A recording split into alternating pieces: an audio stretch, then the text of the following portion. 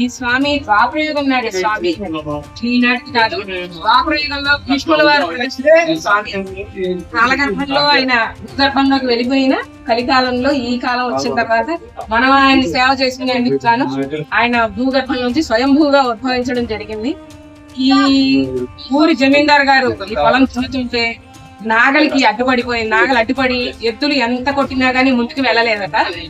ఆ తర్వాత ఆయనకి రాత్రికి కలలో కనిపించి నేను ఉన్నాను ఇక్కడ, నేను పైకి వస్తున్నాను, నాకు గుడి కట్టించండి అని చెప్పారట. తెల్లవారు చూసేసరికల్లా ఆయన అసలు ఎంత అలాగా ఎదిగిపోతున్నారు తప్పించి ఎక్కడ ఆగేలా లేదట. ఆ రోజు రాత్రికి మళ్ళీ ఆయన స్వామిని కోరుకున్నారట, బాబు ఇలా ఎదిగిపోతుంటే నేను ఎంతని గుడి కట్టిస్తాను, మా వల్ల ఏమవుతుంది, మరి దీనికి ఏమిటి మార్గము అని చెప్పని అడిగితే ఆయనే చెప్పారట, చిన్న బంగారపు మేకు నా శిరస్సు మీద తాకించండి, నా శిరస్సుకి చేయండి, అప్పుడు నేను ఆగుతాను అని చెప్పని చెప్పారట. మా తాత ముత్తాతలది ఈ ఊరే, మా నాన్నగారిది కూడా ఈ ఊరే. ఆయన చెబుతూ ఉండేవారు అనమాట, స్వామి చాలా మహిమగల ఆయన, అసలు ఎవరికి ఏ కష్టం వచ్చినా గానీ ఆయన తీరుస్తూ ఉండేవారు. మా చిన్నతనంలో నేను అభిషేకం చేయడానికి కూడా అందనంత ఎత్తుండేవారు ఆయన అని చెప్తుండేవారు. అమ్మవారు కూడా సంతానం లేని వాళ్ళు వచ్చి కలగడానికి ఆవిడకి పశువుకం పెట్టుకోవడం, పళ్ళలోకి ఇవ్వడం కోరుకుంటే సంతానం కలిగేదట. కాక చిన్న నంది ఒకటి ఉండేదట, కదులుతూ ఉండేదట ధ్వజస్తంభం ముందు మా నాన్నగారు తనంలో.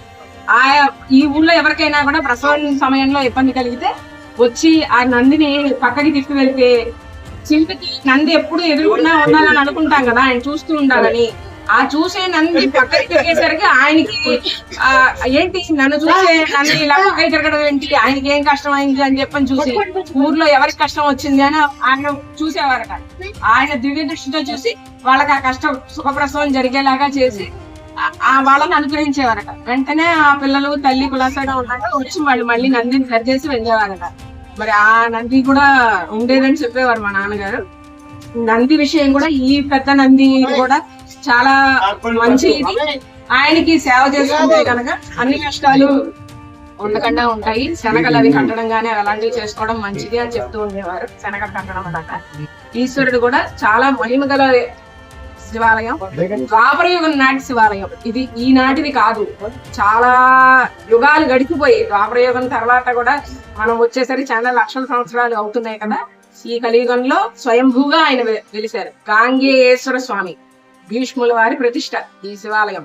ఈనాటిది కాదు. ఆయన్ని అలా మనం సేవించుకుంటూ ఉంటే మన ఎప్పుడూ ఆయన రక్షణ చేస్తూ ఉంటారు. విన్నంటి అమ్మవారు అయ్యవారు మన ఇళ్ళకాలం రక్షణ చేయాలని కోరుకుంటున్నాను.